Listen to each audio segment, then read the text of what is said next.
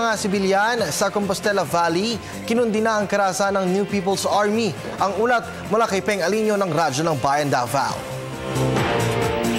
Kinundi na ni Eastern Regional Commander, Eastern Commander, Lieutenant General Aurelio Balada na ginawang pagpapasabog muli ng New People's Army o NPA ng Improvised Explosive Device o IED sa may Mabini, Combal Province alas 8 ng gabi at sibilyan na nasugatan.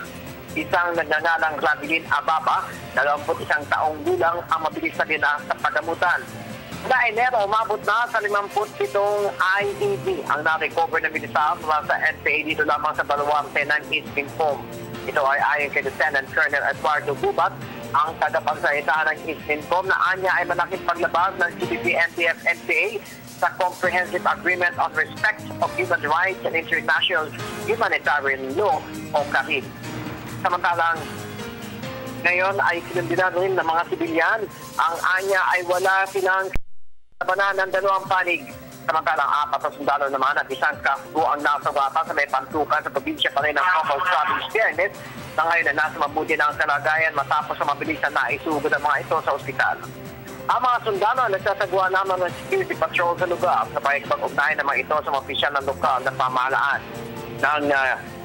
Dahil sa ginagawang pananakot, karahasan at pangungutong ng mga rebelding grupo sa mga inosenteng sibilyan sa lugar.